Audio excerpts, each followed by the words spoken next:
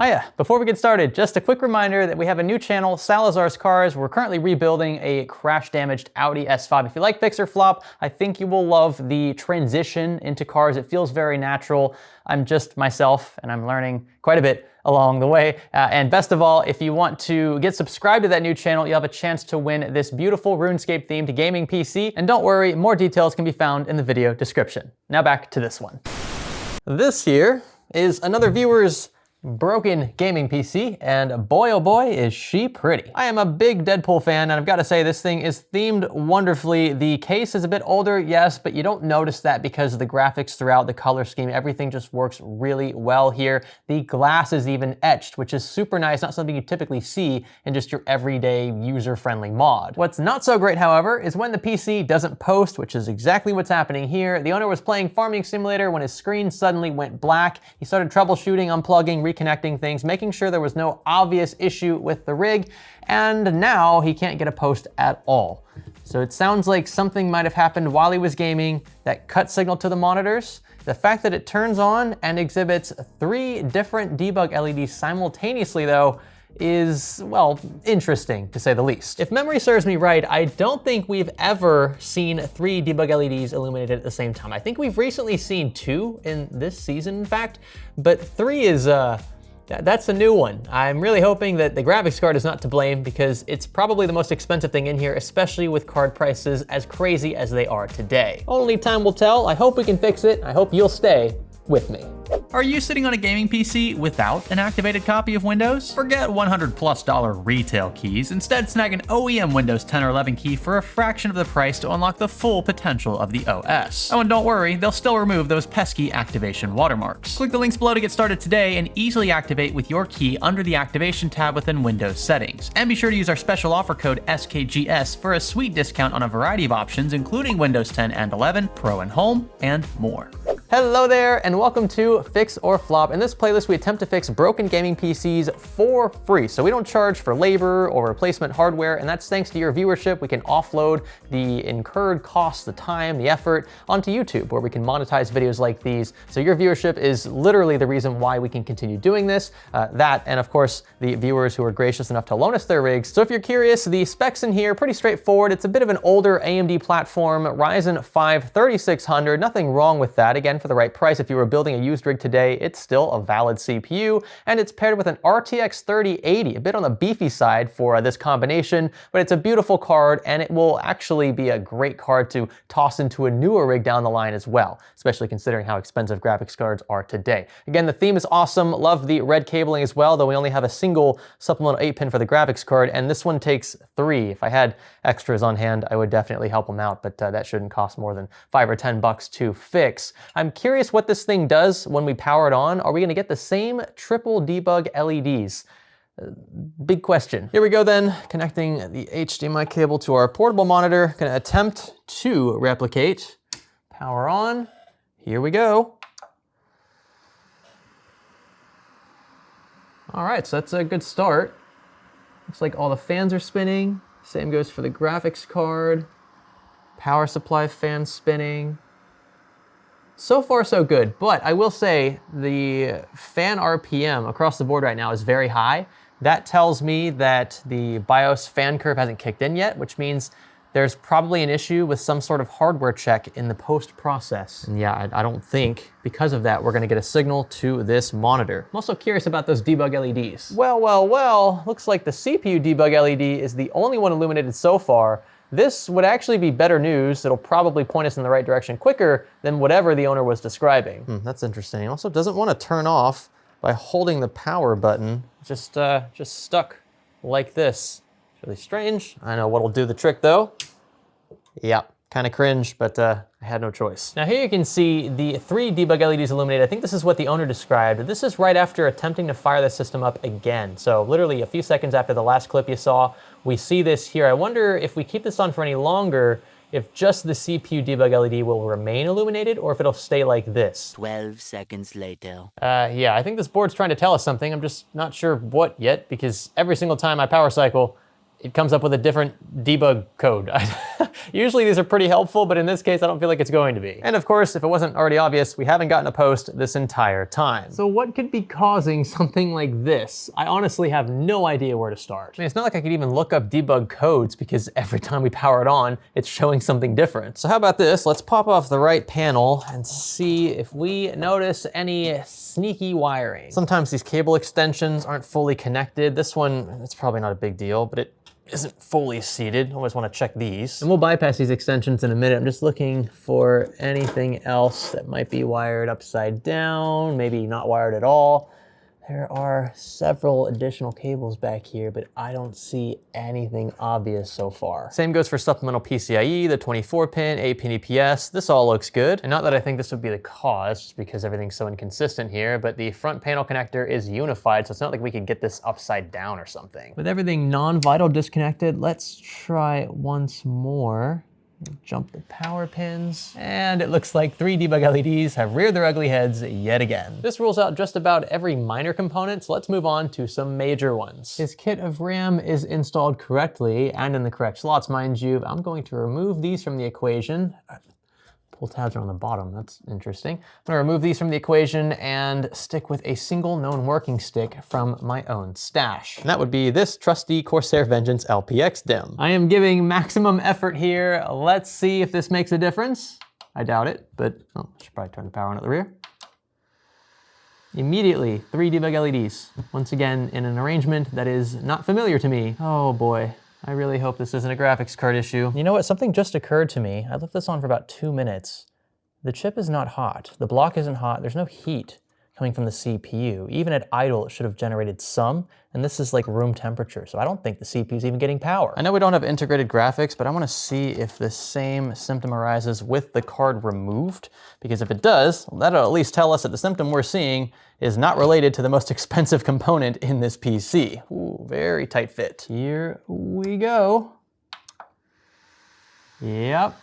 3 debug LEDs yet again. This time it seems more consistent with CPU, VGA, and boot all being lit, DRAM for some reason remaining unlit. So that tells us this lovely 3080 is probably fine. We can't prove that just yet, but it is a sigh of relief so far. And it also tells us his kit of DDR4 is likely fine. Uh-oh, we've got a power supply failure. I wonder where? 3.3, okay, so it looks like we've got excessive ripple on the 3-volt rail. I don't know if that's gonna cause the symptom we're seeing though. It's also not liking 5-volt power sequencing. This is interesting. I'm inclined to replace this unit just because we're seeing a couple different issues in our inline tester. Uh-oh, and it looks like even with a replacement known working power supply, practically brand new, we still have the dreaded triple debug LED situation. What on earth is going on here? Does that mean then that this power supply not only died, but took something else platform side with it? Either the motherboard or the CPU, hopefully not both. It's looking like we're gonna be replacing more than one component in this video. Anytime my inline tester tells me there's an issue with a power supply, especially when there's more than one apparent issue, the PSU gets replaced. So we'll be keeping this Dark Power 13 attached. One thing to note, this is only a 750 watt unit compared to his original 850. I don't have like for like in my inventory, unfortunately, though this power supply from Be Quiet is not only significantly more efficient at 80+ titanium rating, it also retains full modularity and better build quality. And it also includes 12-volt high power support for any future graphics card upgrades down the line. You can learn more about it via the sponsor link below. Again, I want to thank Be Quiet for being a continued supporter of this channel. Now, since we know it's going in the build, I'm gonna go ahead and install it in case. We're not gonna be upgrading this because it is so beautifully themed. Also, something I forgot to mention about the Dark Power 13, 10-year warranty. That says a lot about a company's faith in its products when they can put a 10-year warranty behind anything. That's great to see. I would say 5 years would be the minimum for any power supply I'd buy for a decent rig in 2025. We'll get this tightened down before we turn our attention to the platform. And now we arrive at a crossroads, one you've seen probably several times in this playlist. What do we swap first, the CPU or the motherboard? It doesn't make sense to swap both because we could just have one issue with one component. We could have issues with both, but we're not gonna know that unless we swap one. And because the motherboard is already installed in this chassis, I'm going to swap the CPU. It's just a little faster. Although I will say at this point, I would guess the motherboard is to blame and not the CPU. We have seen a few failing older Ryzen CPUs in the past, but this one just, because of the debug LED config, it smells like a defective motherboard. There's our good old Ryzen 5 3600. All cleaned up now, and the chip physically looks fine. We've got no thermal paste bleeding over into the pins. There are no bent or missing ones, so good on this side. And same goes for the socket. Super clean over here. This here is my own Ryzen 5 3600. Will this do the trick? I have no idea. We'll gently drop it in. Pretty bare bones setup as is. I'm not gonna leave the system on long enough for a cooler to matter, so we're not gonna connect that. We don't even know if the CPU is to blame yet. The debug LEDs should rear their ugly heads if the problem is not fixed. Here we go. Ooh, just a CPU debug LED is illuminated now. Interesting. Oh, you know what it is? I forgot to reconnect. Forgot to reconnect CPU power. Oh, that'll do it. Alrighty, power back on. And now we have 2 debug LEDs. What the heck is going on with this board? And there's a tiny bit of power running, but I do feel it warming up just slightly, but nowhere near as quickly as it should. Really strange. And very unfortunate. I think we have a bricked motherboard. And for those wondering, this is an X570 motherboard. This should work natively with all 3000 series CPUs, with some exceptions depending on the BIOS update with APUs. Thankfully, I ordered several Gigabyte B550 Gaming X V2s on Amazon a few weeks ago for this very playlist, and in situations where it looks like the motherboard in the owner's rig in question has kicked the can. These are fairly stripped down. They're not supposed to be super high-end. They do include 5000 series support natively, which is nice. So that means that these are compatible with a broader range of Ryzen CPUs, again, for the purposes of this playlist. And I know that it's not a like-for-like chipset. At the end of the day, I don't think the owner's gonna care because this board works and his clearly does not. And this one doesn't have a chipset fan either, which I think is a win. Like, those chipset fans on those X boards are pretty annoying. You also have to remember that we're doing all of this for free. We get accused of, downgrading stuff every now and then. I try to do like for like, but in situations where we don't have that stuff on hand, would you rather have a broken component or one that works and that is basically brand new that's just slightly lower tier? And I would argue that a B550 board is perfectly, especially a modern B550 board, I would take that over an older X3, 4, or 570 board any day of the week. Now I'm gonna put his original CPU into this new board since I don't have any reason at this point to suspect that it is defective. I'm gonna throw in his original DDR4 as well, and for the same reason. In hindsight, I probably should have tested this replacement board outside of the case. It would have saved me some work if this didn't actually fix anything. But at this point in these videos, I tend to get a bit trigger happy when I think that I've found the problem. I'm gonna go ahead and power on as is. We're not gonna get a post, there's no discrete card connected and no IGP, but I just wanna see if the system behaves as though it is posting. So we're gonna check fan curves, see if fans ramp down. I don't think we have debug LEDs in this board.